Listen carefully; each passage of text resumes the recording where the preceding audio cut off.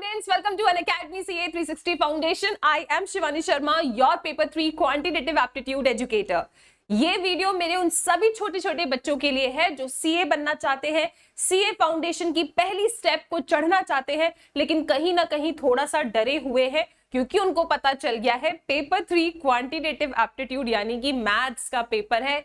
11th-12th में maths लिया नहीं था, नॉन मैथ्स बैकग्राउंड होने के वजह से थोड़े से डरे हुए हैं, सोच रहे हैं कि क्या non maths students CA foundation exam को क्रैक कर सकते हैं। मैथ्स ना होने के वजह से क्या हमारे लिए ये पेपर डिफिकल्ट होने वाला है?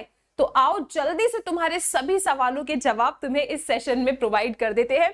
तो सबसे पहले मैं आपको बता दूं, एक काम करो, 2 सेकंड के लिए वीडियो को रोक के आप यार इन 3 क्वेश्चंस को जरा देखो।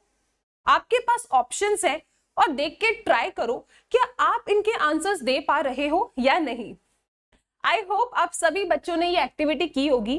तो आपने देखा मैम ये तो बड़ा ही बेसिक सा मैथ्स का सवाल है, ऑप्शंस हमारे पास है, हम तो ऑप्शंस के थ्रू भी आंसर को लेके आ पा रहे हैं। फिर बात करें ये मैम स्टैटिस्टिक्स का सवाल है, ये भी हमने 10th क्लास में स्टैटिस्टिक्स तो पढ़ी थी। और मैम ये कुछ रीजनिंग का सवाल लग रहा है, इसका मतलब ये है कि हमारा जो ये पेपर 3 क्वांटिटेटिव एप्टीट्यूड है ना, इट्स नॉट ओनली मैथ्स, इसके अंदर क्या है, बिजनेस मैथ्स है, लॉजिकल रीजनिंग है और स्टैटिस्टिक्स वाला पोर्शन है। इन तीनों को मिला के आपका पेपर तैयार हो जाता है क्वांटिटेटिव एप्टीट्यूड। तो इस पेपर के अंदर बिल्कुल भी तुम्हें कोई ट्रिग्नोमेट्री वगैरह नहीं दिखने वाली है या कोई इतना एडवांस लेवल का मैथ्स नहीं देखने वाले हो आप लोग जिसे देख के आप डर जाओ और आपके मन में ये विचार आने लगे कि यार मैं तो नॉन मैथ्स बैकग्राउंड वाला था, पता नहीं मुझसे होगा या नहीं होगा।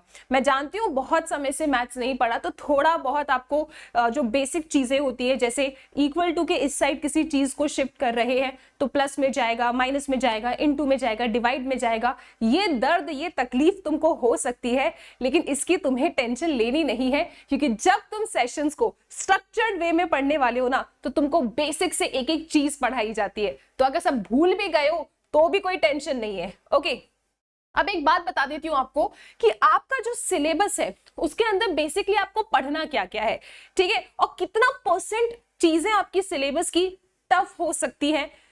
क्या ऐसे टॉपिक्स हैं मैम मुझे बिल्कुल मैथ्स नहीं आता, I am so scared of maths कि मैं तो मैथ्स का नाम सुन के ही दूर भाग जाता हूं।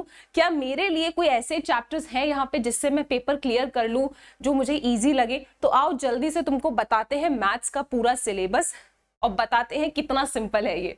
सबसे पहले चैप्टर है रेशियो, प्रोपोर्शन, इंडाइसेस, लॉगरिथम्स। ठीक है, लॉगरिथम्स आपने पहली बार हो सकता है सुना हो, आप 11th-12th में मैथ्स नहीं पढ़कर आए तो, बट रेशियो, प्रोपोर्शन, इंडाइसेस बहुत सिंपल है, आप बचपन से पढ़ते हुए आ रहे हो।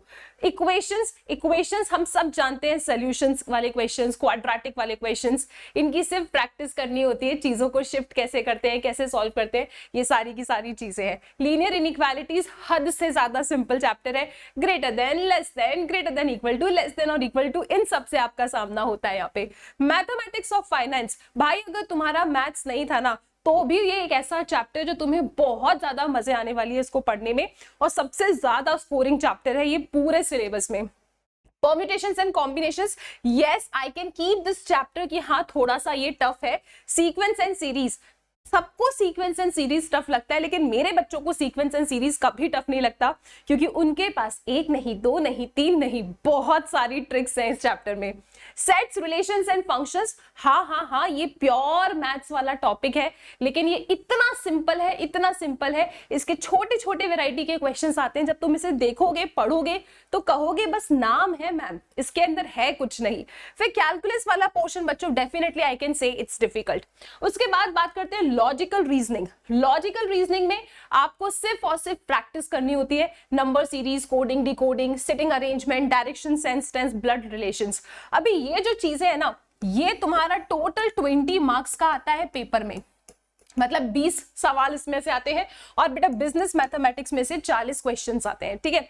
स्टैटिस्टिक्स वाला पोर्शन इतना प्यारा है ना कि हर बच्चे को मजे आती है इसमें, चाहे वो मैथ्स वाला हो या नॉन मैथ्स वाला हो, क्योंकि इसके अंदर जो क्वेश्चंस आते हैं वो इतने सिंपल आते हैं, क्योंकि इसके अंदर बहुत सारी थ्योरी एंड एकदम बेसिक लेवल के न्यूमेरिकल्स होते हैं, ठीक है। तो स्टैटिस्टिकल डिस्क्रिप्शन ऑफ डेटा बहुत सिंपल है, इतनी सारी थ्योरी है ना कि तुम पढ़ोगे तुमको मजा आएगा, और थ्योरी बोरिंग नहीं है, इंटरेस्टिंग है। फिर है measures of central tendency and dispersion, ये भी काफी स्कोरिंग है, और इसके अंदर पता है क्या है, इसके अंदर मीन, मीडियन, मोड, इस तरीके के सवाल होते हैं। Probability, yes I can keep probability कि हाँ थोड़ा सा डिफिकल्ट है, 5 क्वेश्चंस आते हैं। थ्योरेटिकल डिस्ट्रीब्यूशन थोड़ा सा बोल सकते हैं क्योंकि इसमें काफी चीजें रटने वाली है, थोड़ा सा डिफिकल्ट इसको हम ले सकते हैं। Correlation, regression, index number, very simple. तो अगर मैं आपको पूरा सिलेबस बताऊं ना, स्टैटिस्टिक्स भी तुम्हारे 40 मार्क्स के हैं, ठीक है। अगर तुम्हें पूरा सिलेबस मैं बताऊं तो बेटा 1, 2, 3, 4 और एक आध कोई चैप्टर पढ़ते वक्त तुमको लगे कि हाँ डिफिकल्ट है तो उसे ले लो, लॉगरिथम्स, वो भी थोड़ा बच्चों को डिफिकल्ट लगता है। इसके अलावा हमारे इस सिलेबस में ना ऐसा कुछ नहीं है जो बहुत डिफिकल्ट हो, और जो चीजें मैंने यहाँ डिफिकल्ट मार्क की है, जब आप इन्हें पढ़ोगे तो आप कहोगे मैम ये भी डिफिकल्ट नहीं था।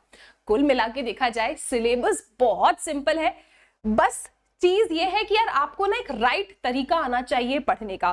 Consistency is something which is required. चाहे आप किसी भी सब्जेक्ट को पढ़ो, अगर रोज नहीं पढ़ोगे, रिवाइज नहीं करोगे, तो आपको कोई भी सब्जेक्ट डिफिकल्ट लगेगा। So what is important, structured तरीके से पढ़ना, सही पढ़ना और रोज पढ़ना। अगर तुम ये चीजें फॉलो कर लेते हो तो तुम्हें ये वाला पेपर बहुत सिंपल लगेगा, चाहे तुम मैथ्स वाले हो या मैथ्स वाले ना हो। और सबसे अच्छी चीज ये है कि पेपर को क्वालिफाई करने के लिए ना आपको क्या चाहिए, 50% aggregate and 40 in each subject. हमारा सिलेबस ऐसा है कि हम बहुत आसानी से उसमें 60 क्वेश्चंस एग्जाम में जाके ढूंढ सकते हैं, जिन्हें हम सॉल्व करके पेपर क्लियर कर लें। पेपर काफी सिंपल होता है, बस यही है डेडिकेशन, डिसिप्लिन, कंसिस्टेंसी, ये सब आपको बना के रखना है, रोज पढ़ना है। आप आसानी से अपने सीए फाउंडेशन के पेपर 3 को क्रैक कर सकते हो, क्लियर कर सकते हो। अब ये हमारे कुछ बच्चे हैं जिन लोगों का सीए फाउंडेशन और सीए इंटर का एग्जाम क्लियर हो चुका है, बहुत अच्छा रिजल्ट परफॉर्म किया है।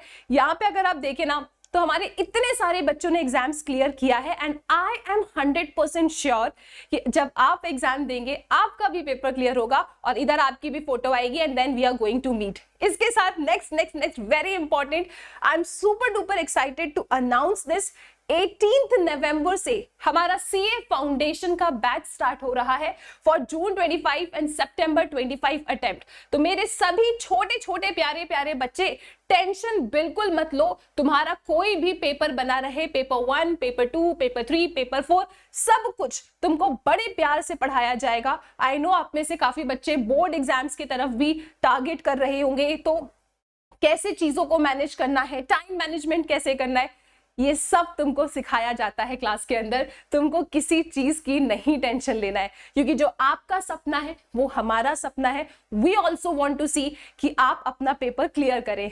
हमारा जो बैच है योद्धा बैच, बहुत ज्यादा डेडिकेटेड बैच है। आप जब इसमें एनरोल करके पढ़ाई करेंगे आपको रिजल्ट अपने आप दिखने वाला है। सो यूज कर लेना कोड SS12।